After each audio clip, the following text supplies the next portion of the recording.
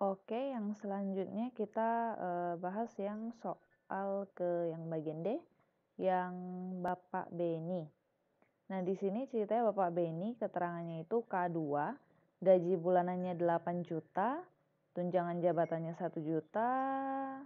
Informasi yang bersangkutan mulai 1 Oktober sudah tidak bekerja karena resign. Nah, ini kita taunya dia mau resign itu ketika di bulan ini. Jadi ini bulannya akhir September ya. Jadi kita baru tahu dia mau resign itu di akhir September, mau masuk ke Oktober. Nah, sebelumnya kita nggak tahu dia resign.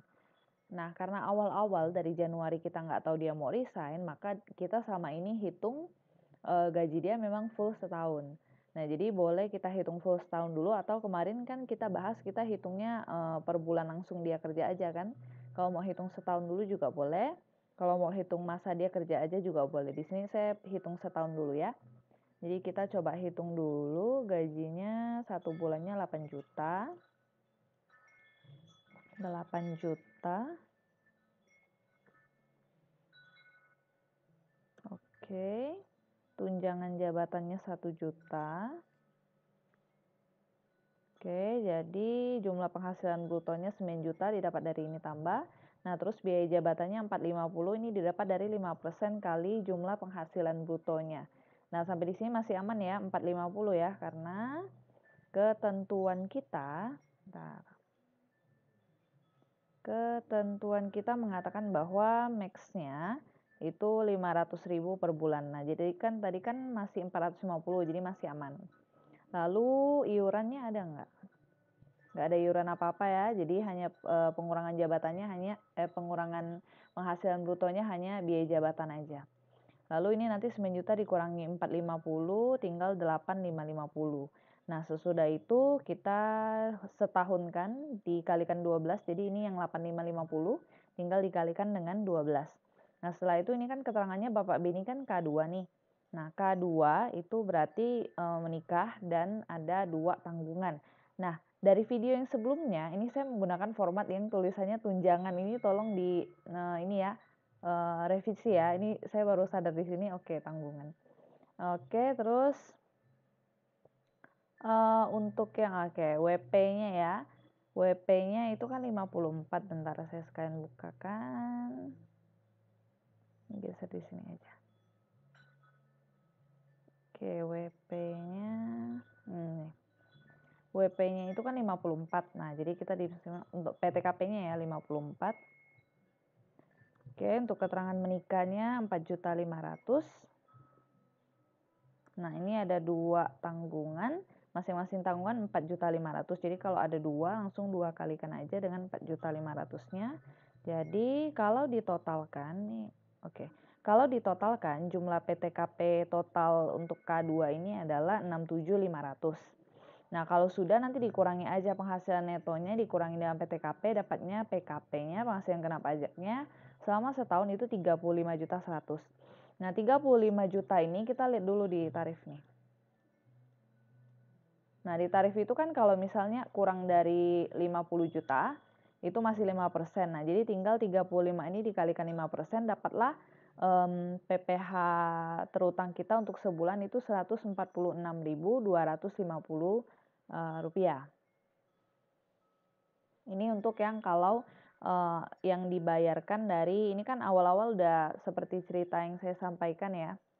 Jadi kita tuh, mana Pak Pinina? Jadi kita dari Januari sampai sebelum September ini kita nggak tahu dia mau resign. Jadi kita asumsikannya oke dia akan bekerja full, makanya kita hitungnya full setahun. Makanya ini nanti selama dari Januari sampai sebelum September apa? Dari Januari sampai Agustus ya, Agustus. Nah, dari Januari sampai Agustus, ini kita bayarnya ini terus nih, 146 terus bayar terus gitu ya. Januari ke Agustus itu 8 bulan kan, nah diingat aja ya. Saya tulis saja keterangan sini biar nggak lupa 8 bulan. Nah, ini adalah yang udah kita bayarkan selama 8 bulan. Nah, selanjutnya nih, baru kita tahu pas masuk ke bulan September ini, oh iya ternyata dia mau resign. Ya udah kita hitung ulang karena boleh diperhitungkan kalau misalnya dia mau resign tuh bisa dikembaliin lebih bayarnya. Nah, di sini kan dia kerjanya kan berarti bukan setahun ya, cuma sampai September berarti ya. Dia kan resign-nya 1 Oktober, berarti sampai akhir September. Jadi dia cuma kerja selama 9 bulan. Nah, ini saya tulis keterangan juga deh 9 bulan, biar nggak lupa.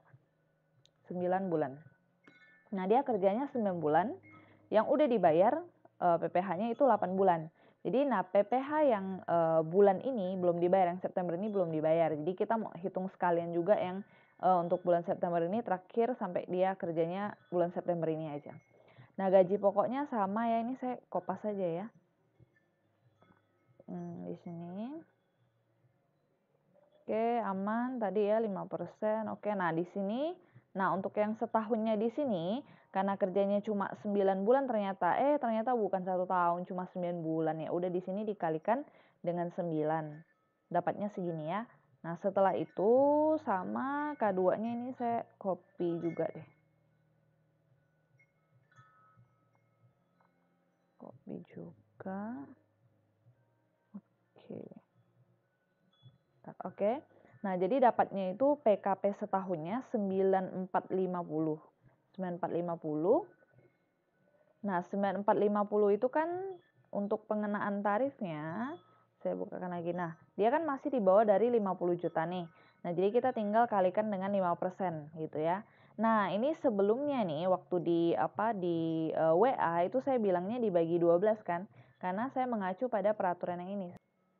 Nah, mengacu pada yang ini nih, PPh pasal 21 terutang yang harus dipotong untuk bulan Desember atau bulan tertentu untuk pegawai tetap yang berhenti bekerja bla bla bla.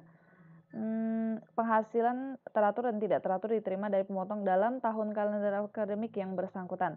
Nah, jadi kalau misalnya dia berhenti bekerja sebelum Desember, jadi pertengahan tahun ya. Nah, jadi nanti dihitung selisih antara PPh 21 terutang dari seluruh penghasilan teratur dan tidak teratur yang diterima dari pemotong pajak dalam tahun kalender yang bersangkutan. Nah, jadi sebelumnya keterangannya cuma begini nih.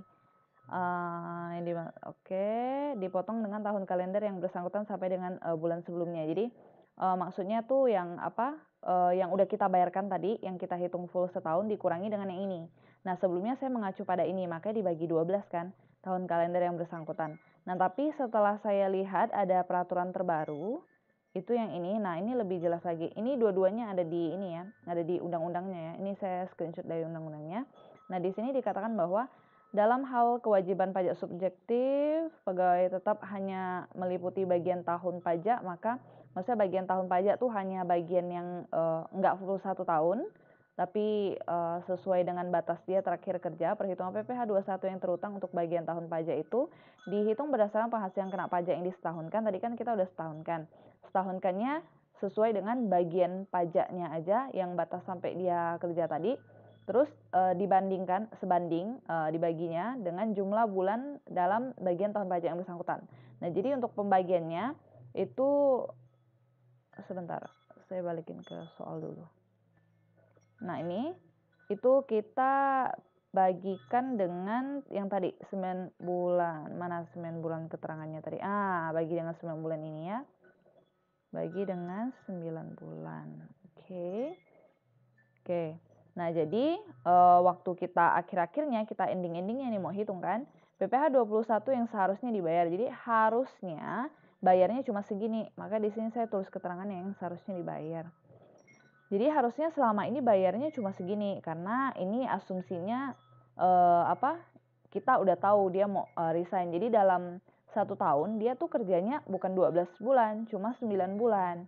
Jadi wajarnya bayar pajaknya cuma segini. Kenapa lebih kecil daripada sebelumnya? Karena kalau sebelumnya kan asumsi dia kerja 12 bulan ya. Penghasilan dia full 12 kali. Kalau ini kan penghasilan dia 9 kali aja. Makanya harusnya cuma bayar segini nih. Dari Januari sampai September harusnya cuma bayar seperti ini saja. Makanya di sini saya tulis nih, yang seharusnya dibayar dari Januari sampai September yang harusnya. Kenapa sampai September? Karena dia kerjanya memang sampai September kan 9 bulan kan. Ini 52.500 ya. Ntar ini saya ketik dulu 52.500. Oke, ini udah bener belum ya kalinya? Oke. Nah, jadi ini ya ini kalikan 9 ya. Karena dia 9 kali kerja.